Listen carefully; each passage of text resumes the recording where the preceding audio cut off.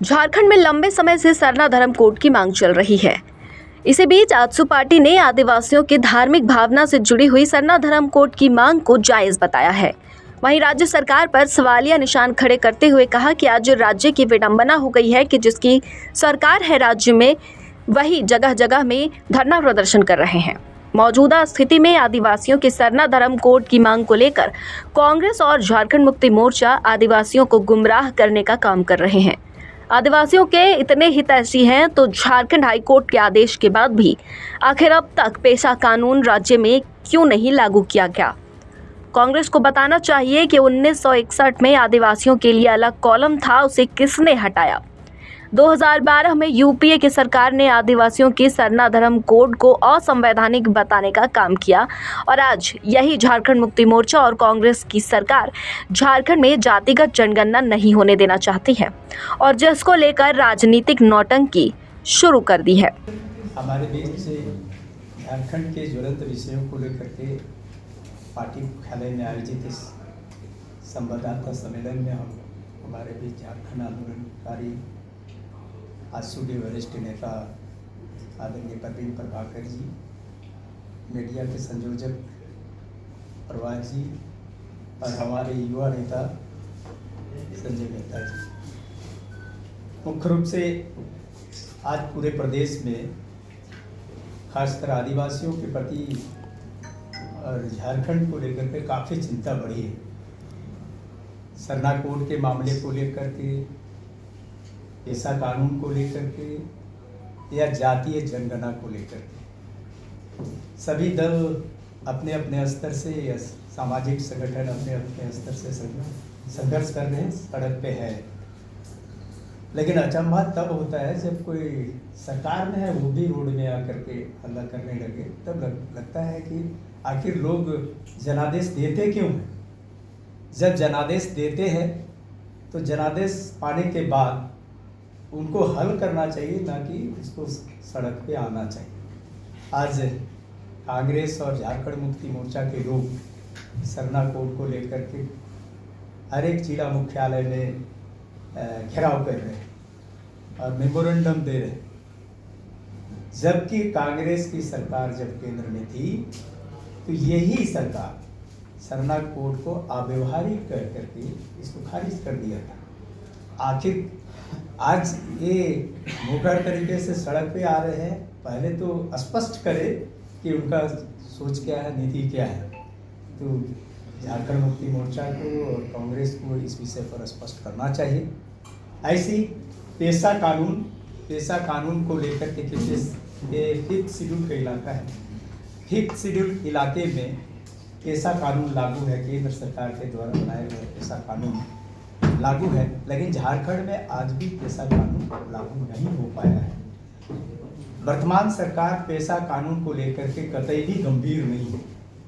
हमको लगता है ना ये पेशा कानून को कारगर तरीके से जो केंद्र की एक्ट है उसको लागू करना चाहती है, बल्कि उसको शिथिल करते हुए अपना पेशा जो बालू बेचने का यही पेशा है उसको मजबूत करना चाहती है, जो दिखाई पड़ता है।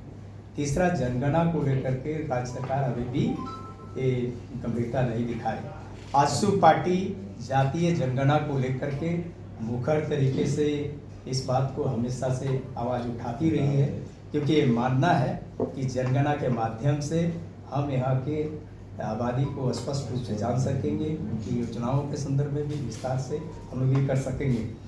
सरना कोड को भी वैसे ही जनगणना के कॉलम में धार्मिक कॉलम के रूप में हम स्थापित करने के लिए मांग करते रहे। लेकिन अभी जो सिचुएशन बना है, सभी पार्टी अलग अलग तरीके से इस बात को रख रहे हैं, लेकिन उनको स्पष्ट करना होगा कि वर्तमान में वो लोग क्या चाहते हैं। हमारे बीच परवीन प्रभाकर जी हैं, हम चाहेंगे परवीन प्रभाकर जी इस विषय की बात रखें। सबसे बड़ी बात है कि ये जो कांग्रेस और झारखंड मुक्ति मोर्चा की सरकार है, ये सिर्फ इनकी जो कथनी और करनी है इसमें बहुत फर्क है। जनता की आंख में धूल झोंक कर जनता को गुमराह करके ये बार बार सत्ता में आ जा रहे हैं, लेकिन जो चुनाव के समय जो ये बात करते हैं, चाहे 2019 के चुनाव में इन्होंने जो वायदा किया, या 2024 के चुनाव में जो बातें कही, अगर हम पलट कर देखते हैं तो पिछले 5-5.5 साल का जो इनका जो ब्यौरा है, ये सीधा सीधी जनता को ये धोखा देने का काम कर रहे हैं, बरगलाने का काम कर रहे हैं। हमारा आजसू पार्टी का कहना है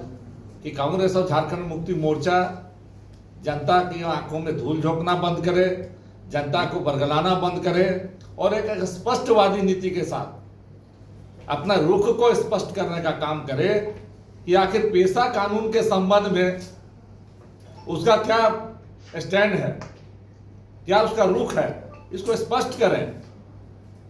क्योंकि लगातार इस संबंध में जनता को भ्रम में रखने का काम किया जा रहा है। इसी ढंग से जब सरना कोर्ट की बात हम करते हैं तो 11 फरवरी 2014 का एक आधिकारिक वक्तव्य है केंद्रीय आदिवासी कल्याण मंत्री का, मनमोहन सरकार के आदिवासी कल्याण मंत्री का, कि सरना कोर्ट को उन्होंने अव्यवहारिक बता दिया, खारिज कर दिया, रिजेक्ट कर दिया। और आज फिर घूम फिर कर वो इस पर जनता को बरगलाने का काम कर रहे हैं, जबकि आजसू पार्टी का क्लियर स्टैंड है सरना कोर्ट के समर्थन में। सरना धर्म को मान्यता देने के संबंध में हमारा पहले से क्लियर स्टैंड है। लेकिन ये लोग एक तरफ अपनी नीतियों में, अपनी सरकारी नीतियों में उस चीज को खारिज करते हैं, दूसरी तरफ सड़क पर उतरकर जनता को कहीं ना कहीं आग धूल झोंकने का काम करते हैं। आज झारखंड जो बना है आजसू के संघर्ष की देन है। आजसू ने जो 86 से 2000 तक जो संघर्ष चलाया, समझौता विहीन संघर्ष चलाया, और 1989 में पहली वार्ता आजसू के साथ हुई केंद्र सरकार की, और 1999 में फिर केंद्रीय गृह मंत्री के साथ फिर वार्ता हुई आजसू की, और उसके बाद झारखंड बना। लेकिन कांग्रेस झामुमो ने बार बार झारखंड की जनता को छलने का काम किया। 1993 में हम देखते हैं कि झारखंड आंदोलन की सौदेबाजी करके झारखंड राज्य को बनने से रोका गया। यही कांग्रेस का चरित्र है। 1963 में हमने यही चरित्र देखा, 93 में यही चरित्र देखा, और आज भी यही चरित्र देख रहे हैं कि कांग्रेस जब तक इस सरकार में शामिल है तब तक आदिवासी के साथ कोई न्याय नहीं होने वाला है, किसी वंचित शोषित जनता के साथ कोई न्याय नहीं होने वाला है। हम आशा कर भी नहीं सकते हैं, क्योंकि कांग्रेस का जो चरित्र रहा है वो आदिवासियों को धोखा देने का, झारखंड की जनता को धोखा देने का ये चरित्र रहा है।